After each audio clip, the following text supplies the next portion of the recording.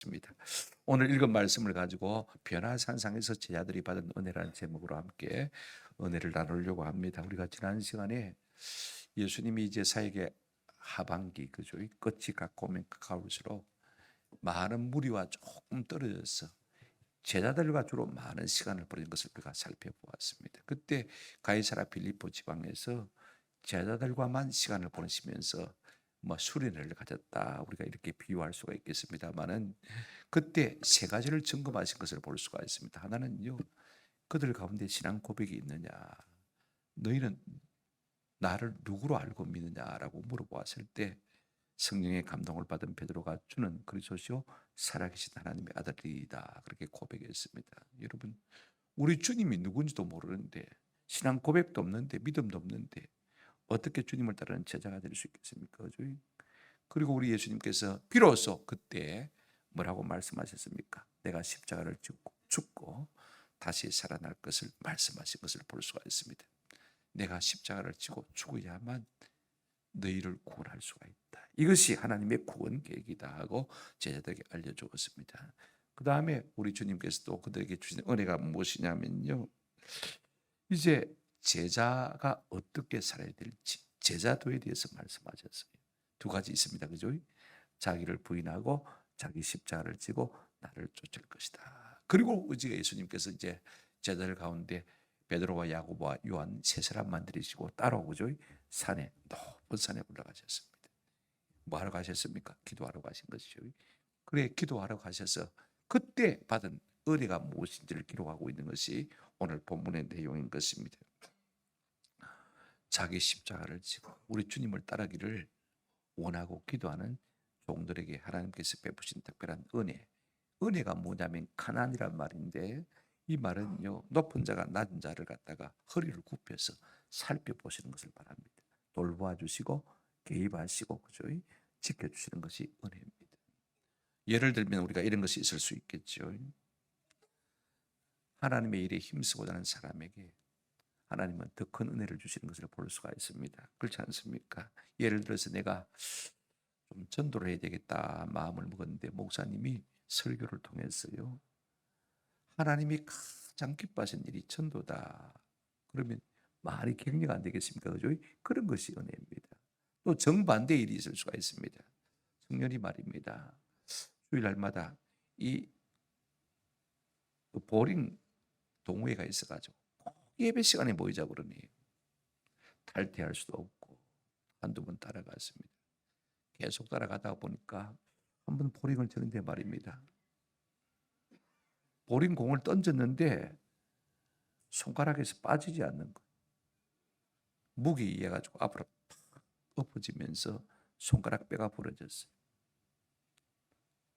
깨닫게 하시는 것도 한번 따라 합시다. 하나님의 은혜. 잘못 갈 때 개입하셔서 간섭하시는 것도 하나님의 은혜인 것을 우리가 기억할 필요가 있을 것 같습니다. 이제 어줍잖은, 아직도 어줍잖은 제자들입니다만은, 그래도 예수님의 말씀을 듣고 자기를 부인하고 자기 십자가 지고 그죠? 제자의 삶을 살아가기를 원해서 기도하려 간 제자들에게 우리 하나님께서 베푸신 은혜가 무엇인지 우리가 세 가지로 구체적으로 생각하시면서 좀 은혜와 도전을 받았으면 참 좋겠습니다. 우리 삶 가운데 이런 하나님의 은혜가 나타나면 얼마나 좋겠습니까? 첫 번째로 이 제자들에게 하나님께서 베푸신 은혜가 무엇이냐?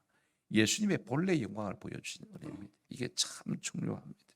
여러분 2절 3절 한번 보실까요?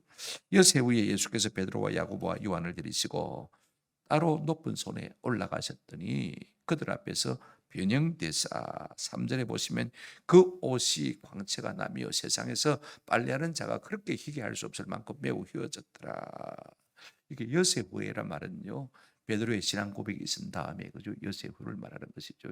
이제 우리 예수님께서 가이사라 빌립보에서 조금 더 북쪽에 있는 헐몬산을 갔습니다. 2800고지인데 말입니다. 너무 높은 산, 우리나라 백두산하고 비슷하죠. 그 위에는 항상 만년설이 있는 그런 산인데 아마 그와 같은 산으로 기도하러 가신 것 같아요.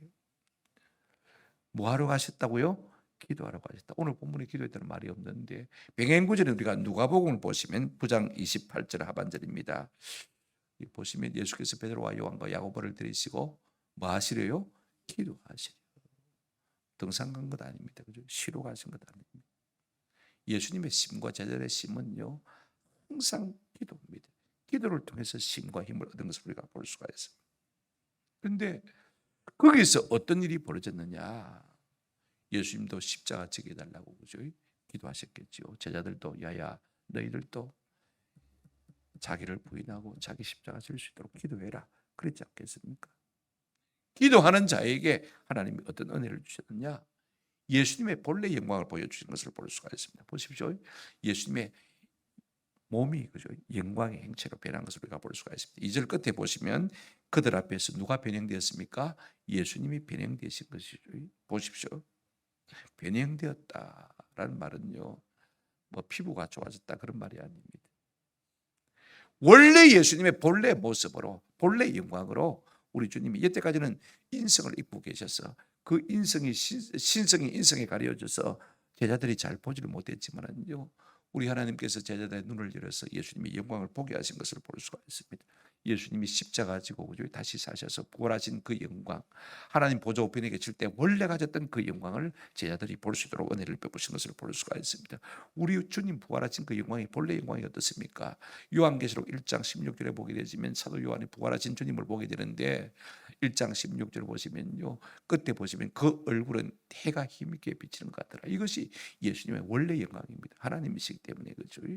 여러분, 그 사도 바울이 사울이었을 때 말입니다. 예수 믿는 사람을 핍박하기 위해서 다메섹으로 갔을 때 그가 부활하신 예수님을 만났습니다. 사도행전 우리가 보시면요, 22장 11절에 나는 그 빛의 광채로 말미암아서 부활하신 주님의 얼굴에서 나는 그 빛의 광채로 말미암아서 내 눈이 뭐 했다고요? 멀었다. 그렇게 말하고 있습니다. 그 정도로 우리 예수님의 몸에는요, 강렬한 광채가 난 것을 볼 수가 있습니다.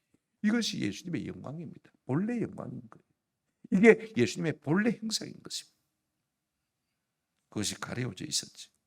무엇 때문에 지금 제자들에게 하나님께서 이 예수님의 본래 영광을 보여주시느냐? 예수님이 어떤 분인지 가르쳐 주기 위해서. 예수님은 다음부터 합시다. 하나님이시다. 하나님의 영광, 그 신성을 가지신 분이지만은 사람의 몸을 입고 사람의 인성에 가리워서 너희가 여태 보지 못한 것이다 라고 일깨워 주시기 위해서 그 주님이 어떤 분인지를 말씀해 주시기 위해서 지금 그 형상을 변화시킨 것을 볼 수가 있습니다. 형상만 변화된 것이 아닙니다. 3절 보시기를 바랍니다. 그 옷도 변화되었습니다. 보십시오. 그 옷이 광채가 나며 세상에서 빨래하는 자가 그렇게 희게 할 수 없을 만큼 매우 희어졌더라. 그렇게 말하고 있습니다. 마태복음 백행구절인 17장 2절에 보면 옷이 빛과 같이 휘어졌더라. 누가복음 9장 29절에는 그 옷이 휘어져 광채가 나더라. 그렇게 말하고 있는 것을 우리가 볼 수가 있습니다. 여러분, 천국의 천사들도 요한계시록 15장 6절에 보시면요, 어떤 옷을 입고 있습니까?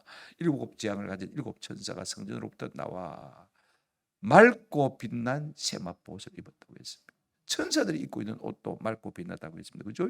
그런가 하면 우리가 나중에 천국에 들어가게 되시면 어떤 옷을 입게 될 것입니까? 요한계시록 19장 8절 한번 보시기를 바랍니다. 거룩한 성도들에게 빛나고 깨끗한 세마포 옷을 입도록 허락하셨다. 여러분, 하물며 하나님이신 예수님의 옷이 어떠 하겠습니까? 그죠? 얼마나 환하고 세상에서 어떤 사람의 세탁도 뭐 세탁을 해도 그렇게 할 수 없는 광채가 나는 그 옷을 입으신 것을 볼 수가 있습니다. 그러면 우리가 한 가지 좀 궁금한 것이 있습니다. 그러면 옛날에 모세가 그죠? 십계명을 받기 위해서 시내산에 올라갔을 때 40일 동안 하나님과 함께 있거든요. 내려왔을 때 모세 얼굴에 광채가 났거든요. 그죠? 출애굽기 34장을 보시면 모세 얼굴에 광채가 나더라. 모세 얼굴에 광채가 나더라. 그죠? 모세는 잘 몰랐는데 이스라엘 백성이 보니까 막 얼굴에 빛이 나는 거예요. 그러면 이것은 무엇인가 우리가 생각할 수 있습니다. 모세의 얼굴의 광채는 어떤 것이냐면요, 하나님과 40일 동안 함께 계셨으니까 그 얼굴에 하나님의 영광이 뭐였습니까? 비치고 반사되고 스며든 거예요. 원래 모세는 사람입니다. 그죠? 우리와 똑같은 사람인 것을 기억할 필요가 있습니다. 그러면 예수님의 얼굴의 광채는 무엇이냐? 본래 하나님의 형상이기 때문에 그 얼굴에서 광채가 나는 것을 우리가 볼 수가 있습니다. 원래 광채의 발현이죠. 그죠? 이것이요, 예수님도 십자를 앞두고 기도하셨을 것이고 그래서 네가 받을 영광을 우리 하나님께서 예수님께도 은혜로 깨닫게 해주신 것이고, 또 제자들도 지금 예수님을 따라 십자가 지고 가려고 하지 않습니까? 그래 기도하니까 하나님께서 제자들에게 예수님의 영광이 뭔지를 확실하게 보여준 것을 볼 수가 있습니다. 야야 십자가 져라이, 또 말한다이 십자가 져라이 하고 우격다짐하시면서 예수님이, 하나님이 제자들에게 우격다짐하신 것은 아닙니다. 장차 그 예수님이 어떤 분인지, 그 예수님의 영광을 보여주시면서 너희가 그 주님을 따르면 결단코 헛되지 않을 것이라는 것을 격려하시고 위로하시고 인도하시고 힘주신 것을 우리가 볼 수가 있습니다. 저는 우리 모두에게도요, 우리가 주님의 십자가 지고 따르기를 원하면 우리 주님께서 이와 같은 영광을 보여주신다고 믿습니다. 우리가 고린도서 11장을 보게 되어지면 사도 바울이 주의 몸된 교회를 위해서 얼마나 고생하는지 모릅니다. 저는 참 심령이 걸걸할 때마다 이 고린도서 11장 28절을 이게 자주 읽습니다만은요, 내가 고생하는 것 아무것도 아니다, 나는 세 발의 피도 안 된다 할 생각을 늘 가집니다. 더 열심히 해야지, 그런 생각을 참 많이 가져요. 그런데 12장에 보면요, 이와 같이 고난 가운데 있는 사도 바울에게 하나님께서 어떤 은혜를 주셨습니까? 내가 하늘에 올라가서, 끌려 올라가서 삼층전에 올라가서 사람이 가히 이런 말할 수 없는 것을 보고 들었다라고 고백하고 있는 것을 볼 수가 있습니다. 이런 무슨 영광이 있기 때문에요, 힘을 얻는 것 아닙니까? 여러분 스데반 집사 보십시오. 설교 한 편 때문에 순교를 당하지 않습니까? 돌에 맞아 죽을 점에 그가 놀라운 탄성을 지르는 것을 볼 수가 있습니다. 사도행전 7장 56절입니다. 한번 보실까요? 사도행전 7장 56절, 말하되 이제 돌에 맞아 죽을 지경입니다. 보라, 하늘이 열리고 인자가 하나님 우편에 서신 것을 마누라 본다.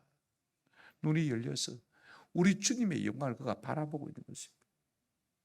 순교한 다음에 주님이 안아주실 채비를 하시고 그 영광의 보좌에서 일어서신 그 주님의 영광을 지금 바라보고 있는 것입니다. 그럼 무엇이 있으니까? 십자가 지는 것이죠.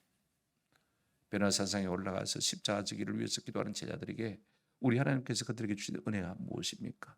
예수님의 영광이 어떠한지를 보여주신 것을 볼 수가 있습니다. 우리가 324장 찬송에 보면 겟세마네 동산까지 주와 함께 가려 하네, 2절에 그렇게 찬송하지 않습니까? 4절에 보면요, 이런 가사가 있습니다. 주가 크신 은혜 내려 나를 항상 돌보시고 크신 영광 보여주며 나와 함께 가시니.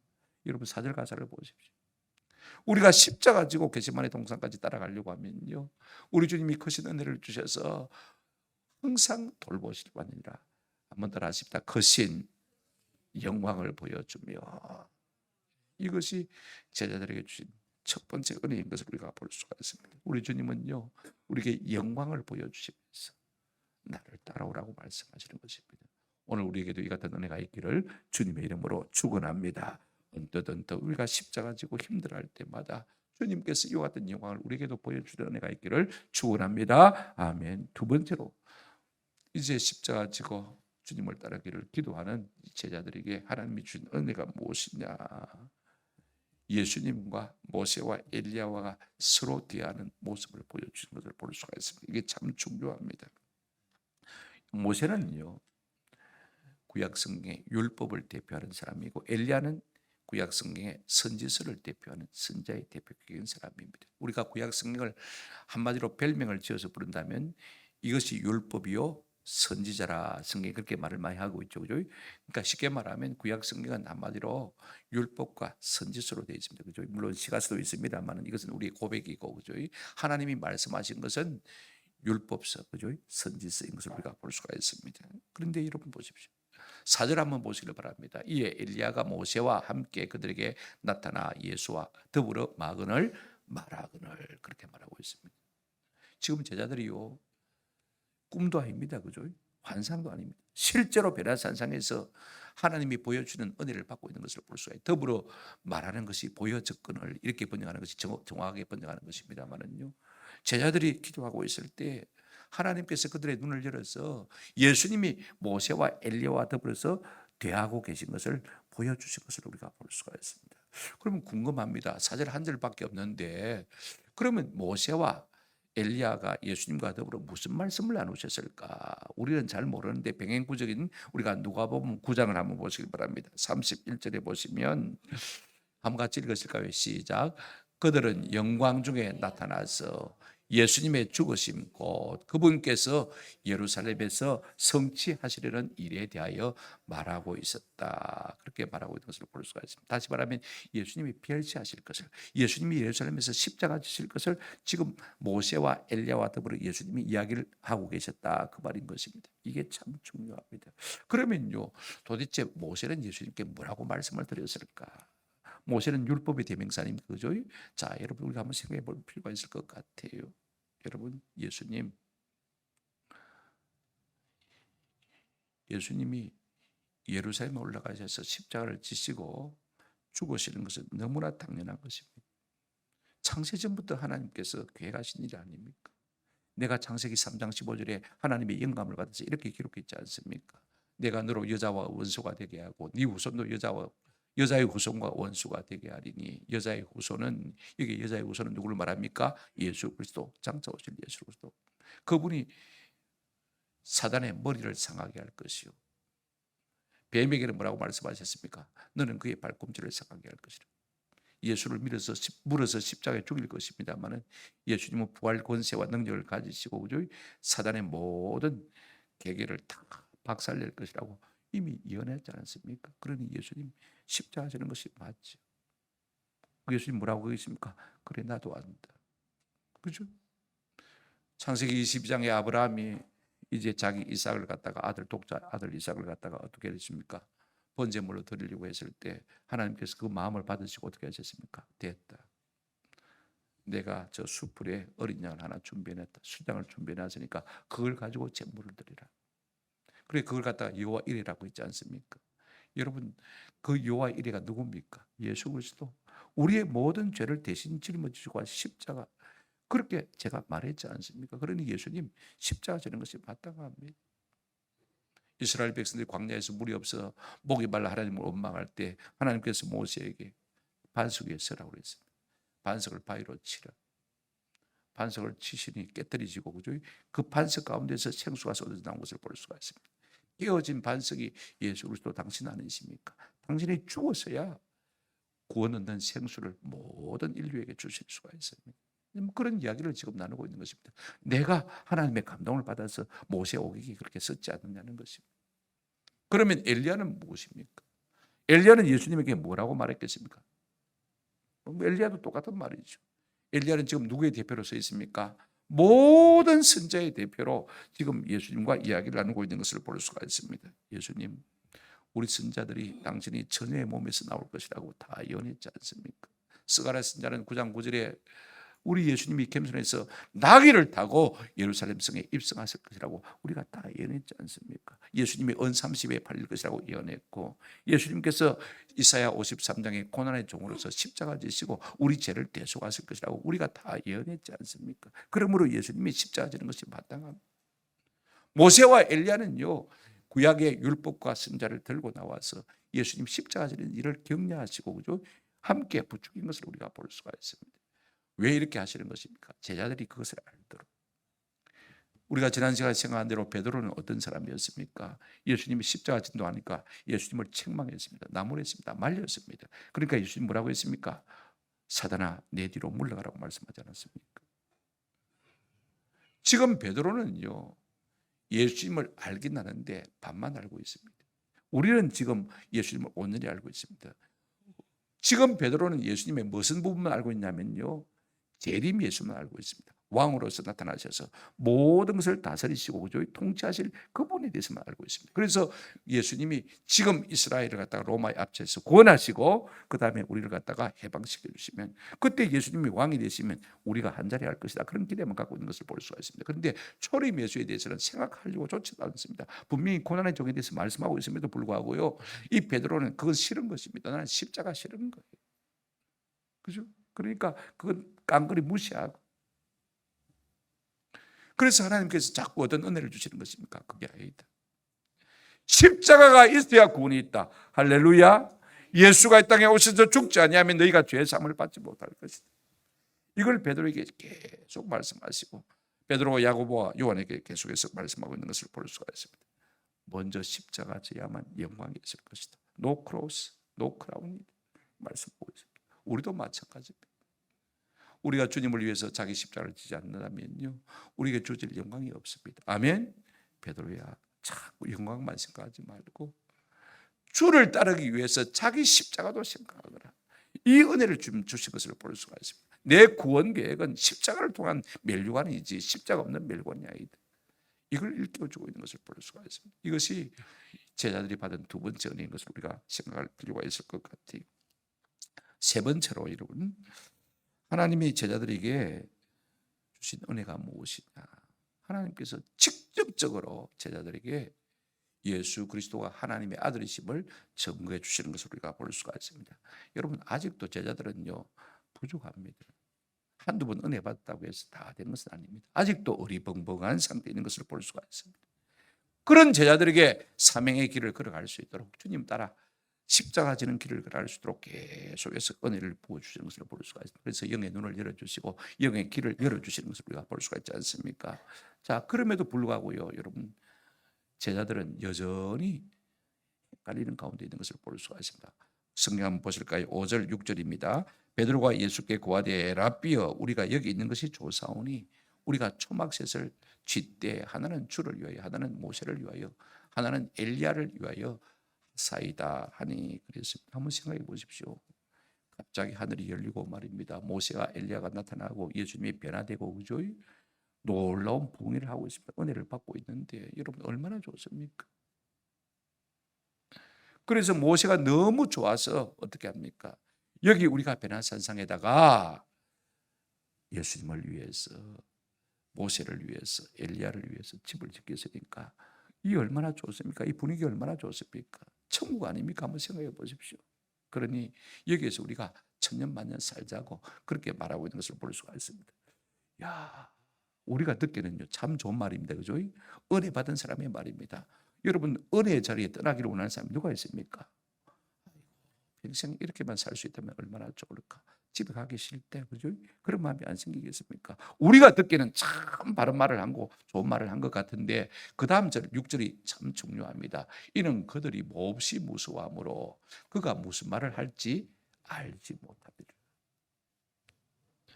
잘했단 말입니까? 잘못했단 말입니까? 성경은 이렇게 말하고 있습니다. 베드로야, 네가 한 말이 횡설수설이다. 무슨 말인지 뜻도 모르고 의미도 모르고 네가 한 말 아니냐? 그렇게 부정적인 도로 말하고 있는 것을 볼 수가 있습니다. 은혜를 받고 있으면서도요, 영적으로 어두운 사람들이 누구냐? 제자들이고 우리도 마찬가지입니다. 한번 은혜를 받았다고 해서요 그걸로 다 된 건 아닙니다. 은사 받은 분들이 참 교만합니다. 배우려고 생각지 않습니다. 은사는 은사고 우리는 죽을 때까지 배워야 되는 것입니다. 여러분 한번 생각해 보십시오. 이 산속에, 그죠? 공기 좋고 물 맑고, 그죠? 우리 주님이 계시고 영광스러운 주님이 계시고 모세와 엘리야도 있고 여기에 천년만년 살면 얼마나 좋겠습니까? 한 가지 우리가 의무를 제기할 것이 있습니다. 한번 더 합시다. 우리 죄값은 누가 감당하고, 아니 베드로 죄값은 누가 감당할 것입니까? 예수님이 십자가에 죽지 않고 거기 천년만년 산다면 한번 생각해 보십시오. 하나님의 구원 갱년, 섭리를 깨달지 못하고 있는 것을 우리가 보기에는 참 어리는 말 같고 참 좋은 말 같지만은요, 아직도 하나님이 원하시는 바가 무엇인지, 예수님이 이 땅에 무엇 때문에 오셨는지를 깨달지 못하고 횡설수설하고 있는 것을 볼 수가 있습니다. 거기서 살아버리면 베드로의 죄값은 누가 담당하고, 구약시대에 예수 그리스도 보실 것을 바라보면서 그분이 우리의 죄를 담당할 것을 믿음으로 바라본 사람들의 죄값은 누가 감당하며, 신약시대에 오고 가는 수많은 성도들이 무엇으로 말미암아 죄사함을 받을 수가 있습니까? 왜 이런 오류를 범하는 것입니까? 우리가 백인구절인 누가복음 9장 32절 33절에 보시면 이런 말씀이 있습니다. 베드로와 및 함께 있는 자들이 한번 더 합시다. 깊이 졸다가 야야 십자가 지기 위해서 우리가 기도하자. 베라산상에 올라오셔서 예수님 그렇게 말씀하셨음에도 불구하고 예수님은 애써 기도하고 계신데 제자들은 깊이 졸았다고 했습니다. 물론 피곤했겠죠. 사람들은요 내일이 아니면 관심이 없습니다. 그렇지 않습니까? 사랑함이 없으면 별로 기도하지 않습니다. 사랑하면 기도할 것이 얼마나 많은지 몰라요. 30분 기도하는 것은 아무것도 아닙니다. 밤새도록 기도해도요, 사랑하면 계속 기도할 것들이, 나이가 드니까 저도 종종 하나님이 안 재우셔요. 일주일에 2-3번은 꼬박 밤을 셉니다만은 참 감사한 것도 있어요. 계속해서 기도할 수 있으니까 얼마나 감사한지 몰라요. 여러분, 기도가 참 중요합니다. 기도하지 않으면 믿음 없는 소리를 하게 되어 있습니다. 기도하지 않으면 헛소리 할 수밖에 없습니다. 내가 교회를 위한다고 하는 것이요, 전혀 하나님과 뜻과는 상반된 이야기를 할 수가 있는 것입니다. 자기 생각에는 맞죠. 기도 시간에 껴 기도하지 않고 있으니까 사오정 같은 말을 할 수밖에 없는 것입니다. 믿음의 소리를 바라지 못하는 것입니다. 여러분, 교회가 기도하다 할 때 같이 기도하시면 참 좋습니다. 아하, 하나님이 나 때문에 교회가 기도하자고 하는구나. 한번 답시다. 나 때문에. 누구 때문이 아닙니다. 나 때문에. 그때 기도하면 우리가요, 바른 생각, 바른 판단을 할 수가 있습니다. 바른 믿음의 말을 하고 믿음의 삶을 살 수가 있는 것입니다. 이 같은 은혜가 우리 가운데 있기를 주님의 이름으로 축원합니다. 그때 우리 예수님, 하나님이 뭐라고 말씀하셨습니까? 7절 8절 한번 보시기 바랍니다. 마침 구름이 와서 그들을 덮으며 구름 속에서 소리가 나되 이는 내 사랑하는 아들이니 너희는 그의 말을 들으라 하는지라. 문득 둘러보니 아무도 보이지 않고 오직 예수와 자기뿐이었더라. 자기가 무슨 말하는지도 모르고 말하고 있는데 마침 하나님이 그 가운데 더 강력한 임재로 임재하신 것을 볼 수가 있습니다. 자연적인 구름을 말하는 것이 아닙니다. 여기 구름은요, 뭘 말합니까? 하나님의 임재의 상징인 것입니다. 하나님의 영광을 보고 살 자가 없기 때문에 하나님께서 자신을 가리우시는 것입니다. 그죠? 그래, 자신을 가리우시고 그 구름 속에서 하나님이 말씀하십니다. 제자들에게 뭐라고 말씀하십니까? 이는 내 사랑하는 아들이요. 마태복음에 보면 내 기뻐하는 자라는 말까지 하고 있는 것을 볼 수가 있습니다. 우리가 이 말에서 먼저 한번 들어본 것 같지 않습니까? 그죠? 우리 예수님께서 세례를 받으시고 세례 요한에게 그죠? 요단 강물에서 올라오실 때 성령이 비둘같이 임하시고 그 다음에 하늘이 열리고 하나님께서 뭐라고 하셨습니까? 이는 내 사랑하는 아들이요 내 기뻐하는 자라. 마태복음 3장 17절에 그렇게 말씀하신 것을 잘 알고 있습니다. 예수님이 이제 공생애를 시작하실 때 우리 하나님께서 네가 내 아들이다 하고 격려하시고 인정하신 것을 볼 수가 있습니다. 이제 예수님이 십자가를 앞에 두고 있을 때 다시 한번 하나님께서 온 제자들이 다 듣는 가운데서 이는 내 사랑하는 아들이요 내 기뻐하는 자라, 내 사명자라는 것입니다. 그래서 제자들에게 그들이 따르는 예수님이 누구인지를 다시 한번 말씀해 주신 것입니다. 너가 따르는 분이 하나님이다 하고 일깨워 주신 것을 볼 수가 있습니다. 여러분, 우리가 사람 누구를 따르면요 언젠가는 실망할 수밖에 없습니다. 그렇죠? 언젠가는 달성할 수밖에 없습니다. 그러나 하나님을 따른다면 결단코 우리가 실패하지 않을 수 있는 은혜가 있게 될 줄로 믿습니다. 여러분들이 진짜로 예수님의 충성스러운 제자가 된다면 그분이 하나님이신데 그분의 나라에 갔을 때 우리가 얼마나 높은 대우를 받겠습니까? 얼마나 위로받겠습니까? 얼마나 상급받겠습니까? 아니, 그런 것이 없어도요, 내가 주님을 따랐다는 자체가 하나님의 은혜고 감사할 제목 아니겠습니까? 저는 이 같은 은혜가 있기를 주님의 이름으로 축원합니다. 또 하나 주님이 말씀하셨습니다. 이는 내 사랑하는 아들이요 내 기뻐하는 자니 너희는 그의 뭘 들으라? 말을 들으라. 신명기 8장 15절에 모세를 통해서 이런 말씀하셨습니다. 제가 읽어드리겠습니다. 신명기 18장 15절에 내 하나님 여호와께서 너희 가운데 네 형제 중에서 너를 위하여 나와 같은 선자 하나를 일으키리니 너희는 그의 말을 들을지니라. 이 말이 메시아 관련 구절이거든요. 모세와 같은 선자를 일으킬 것인데 너희는 그의 말을 들으라. 여러분, 신앙생활은요 핵심이 그것입니다. 한번 따라합시다. 말씀과 순종. 예. 야야 베드로야 헛소리하지 말아라. 뭐 거기다가 초막셋을 짓고 전년만년 산다고 그러냐. 그런 소리 하지 말아라. 예수님이 무슨 말씀하시거든? 네가 네 생각을 버리고. 제가 지난주에 말씀드렸지 않습니까? 자기 부인이 무엇입니까? 하나님의 말씀과 내 생각이 상충될 때 내 생각을 버리고 하나님의 말씀을 따르는 것이 뭐라고요? 자기 부인이라고 했습니다. 오랜만에 설 연휴를 통해서 아이고 우리 가족끼리 막 해외여행 갔다 왔으면 좋겠는데 하나님께서 그렇게 말씀하십니다. 네 부모 형제는 네가 언제 그들을 한번 지경스러 돌봤느냐? 그리스도의 사랑을 나타내 보이느냐? 그렇게 말씀하시면 우리가 어떻게 되겠습니까? 다 내려놓고 그 돈 가지고 우리 부모 형제 다 모시고 국내 여행하겠습니다. 내 생각을 접고 하나님의 뜻을 받아들인 이것이 자기 부인이라고 말씀드렸습니다. 아멘. 베드로야, 제발 네가 예수가 왕 될 것이고 네가 한 자리 할 것이라고 생각하지 말고 너도 예수님을 따라서 뭐 해라? 십자가 지라, 그 말씀인 것입니다.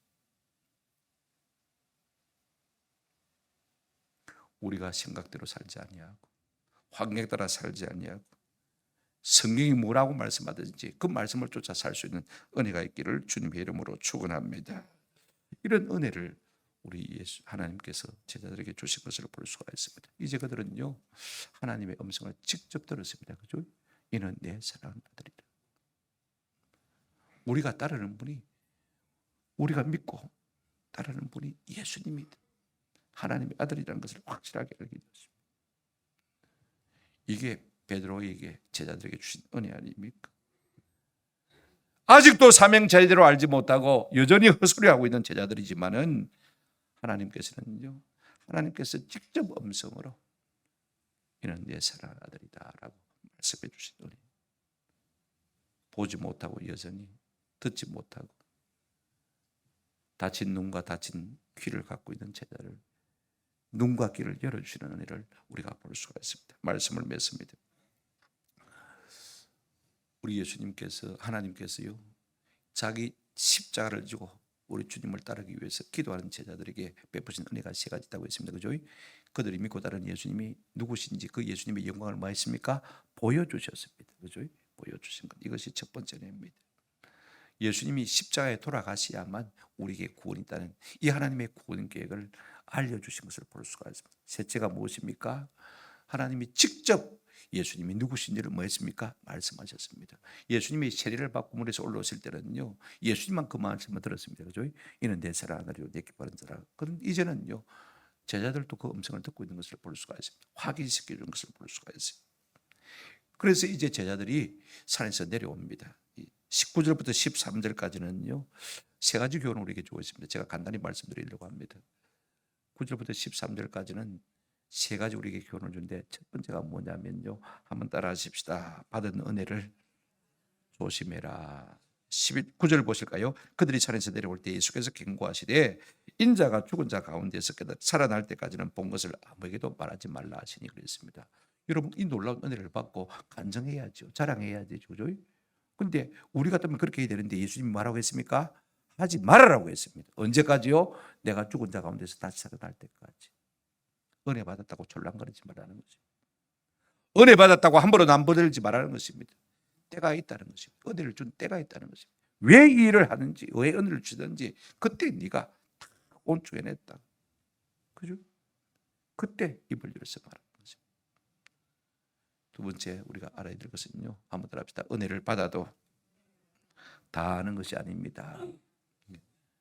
은혜 받았다고 해서 다 안다고 생각하면 큰 착각. 10절 11절 보십시오. 그들이 이 말씀을 마음에 두며 서로 문의하되 죽은 자 가운데서 살아나는 것이 무엇일까? 죽은 자 가운데서 살아나는 것이 무엇일까? 우리는 부활에 대해서 알고 있습니다만요, 그들 속에는 아직도 부활에 대한 생각이 없습니다. 왜? 예수님 부활을 못 받기 때문에. 그죠? 그러니까 아직까지 죽은 자 가운데 살아난 게 뭔가? 긴가? 민가인가? 은혜를 받아도 아직도 모르는 부분이 있다는 사실을 우리가 기억할 필요가 있습니다. 이에 예수께 묻자와 이르되 어찌하여 서기관들이 엘리야가 먼저 와야 하나이까? 메시아가 오려면 엘리야가 먼저 와야 된다고 구약 성경 말라기 4장에 지난 시간에 생각했지 않습니까? 했는데 왜 엘리야가 안 왔습니까? 지금 아직도 성경을 잘 모르고 있는 부분이 있습니다. 그죠? 자, 셋째 한번 따라 합시다. 은혜를 받아도 계속 배워야 합니다. 예, 참 중요합니다. 저도 이번에 우리 목회 대학원에 가서 이사야서를 공부했습니다만 눈만 뜨면 히브리어 성경을 펴놓고 분의 분석부터 시작합니다. 오랜만에 하기 목사님들이야 뭐 아이패드나 뭐 또 컴퓨터 속에 다 히브리어 성경이 다 들어 있으니까 늘 뭐 살펴보면서 공부하는데 그렇게 철저하게 공부하기는 처음입니다. 이게 선지서니까 목사님 서사시예요, 아니면 시문이에요, 아니면 운문이에요. 거기부터 시작합니다. 어디서 열리고 어디서 닫히지요? 신적 신탁은 어떻게 되죠? 아니면 선자적 신탁이에요? 이렇게 따져가면서 몇 가지 기법을 가지고요 살펴 들어가는데, 요즘 젊은 교수들이 신학문을 배워가지고 말입니다. 우리가 옛날에 공부하지 못했던 것들 갖다가 새로 가르치는데 눈이 싹 열리죠. 이렇게 탁탁 파고 들어가서 보니까요 성경이 더 환하게 밝게 보여지는 거예요. 이사야 33장까지 공부를 하고 내려왔습니다만은요 52장까지 있는데 더 했으면 참 좋겠는데 아쉬운 마음이 있어요. 제가 왜 말씀을 드리냐면요, 아무데나 은혜를 받아도 계속해서 배워야 합니다. 그래서 우리 예수님께서 하신 답변이 무엇입니까? 엘리야가 와야 되는데 왔다 그랬습니다. 비로소 이제 제자들이 깨달죠. 여러분 마태복음 17장 13절에 보시면 그제서야 제자들이 예수께서 말씀하신 것이 세례요한인 줄을 깨달으니라. 오리라고 한 엘리야가 세례요한이다 하고 일깨워 주신 것을 볼 수가 있습니다. 가장 중요한 것이 하나 있습니다. 제가 1절 말씀 언급 안 했죠, 그죠? 1절 한번 같이 읽도록 하겠습니다. 같이 읽겠습니다. 시작. 또 그들에게 이르시되 내가 진실로 너희에게 이르노니 여기 서 있는 사람 중에 죽기 전에 하나님 나라가 권능으로 임하는 것을 볼 자들도 있느니라 하시니라. 여러분 1절 보시면, 여러분 성경에 가서 보시면 이 방점이 어디에 붙어 있습니까? 2절에 붙어 있죠, 그죠? 붉은 방점이. 그러니까 2절부터 새로운 단락이 시작된다 그 말인 것입니다, 그죠? 그런데 그러면 장은 왜 19장으로 해서 1절에 이 말씀을 넣고 있는 것입니까? 배경구절이 마태복음 우리가 10장을 보게 되어지면 1절 말씀이 16장에 들어가 있는 것을 볼 수가 있습니다. 17장 1절부터는요 2절 말씀부터 시작되는 것을 볼 수가 있습니다. 왜 이렇게 구분해 놓은 것인가? 여러분 말씀은 영감된 것이지만은요 장과 절과 구분은 영감된 것이 아닙니다. 이걸 아셔야 돼요. 그런데 이것 때문에 우리가 방해가 되기도 하고 이것 때문에 우리가 도움을 받기도 하는 것을 볼 수가 있습니다. 저도 3주 전에 이 본문을 준비하면서요 1절 이것 때문에 좀 고민을 많이 했어요. 지난 시간처럼 8장 마지막에 들어가야 되는 거 아니냐, 왜 7장 1절로 와 있냐, 9장 1절에 와 있냐 고민을 많이 했는데, 그보다 더 어려운 것은요 이 말씀이 주는 난해성 때문에 그렇습니다. 그래서 많은 사람들이 이 말씀을 갖다가 난해 구절이라 그렇게 말합니다. 한번 생각해 보십시오. 다시 한번 읽어보시겠습니다. 우리 예수님께서 제자들에게 말씀하셨어요. 뭐라고 말씀하셨습니까? 진실로 너희에게 이르노니 여기 서 있는 사람들 중에, 여기 서 있는 사람이 누굽니까? 12 제자를 말하거든요. 12 제자 중에 죽기 전에 하나님의 나라가 권능으로, 그것도 그냥 임하는 것이 아니고 능력으로, 권능으로 임하는 것을 볼 자들도 있느니라고 했습니다. 아니 여태까지 우리가 그렇게 생각했습니다. 나도 아직 예수님의 재림을 경험하지 못했는데 2000년 전에 예수님의 제자들이 어떻게 예수님의 재림을 볼 자들이 있느냐, 이 말도 안 된다, 그죠? 그렇게 생각을 아마 대부분 해왔을 것입니다. 근데 중요한 것은 이것입니다. 우리가 하나님 나라를 생각할 때 꼭 죽어서 들어가는 천당만 하나님 나라를 말하는 건 아닙니다. 하나님의 영광, 하나님의 통치, 이것도 하나님의 나라입니다. 아멘.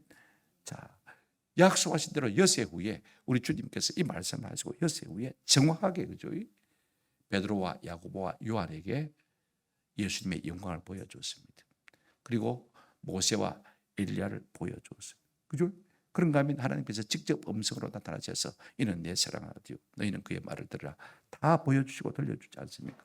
하나님의 영광이 그들 가운데 강하게 임한 것을 볼 수가 있습니다. 그러니까 우리 주님의 말씀은 조금도 헛됨이 없습니다. 아멘. 저는 여러분들은 어떻게 오해하시는지 성경을 깊이 읽는지 모르지만은요 1절 말씀이 항상 마태복음에서도 그렇고 여기서도 그렇고, 그죠? 항상 마음에 의문이 섞여있어요.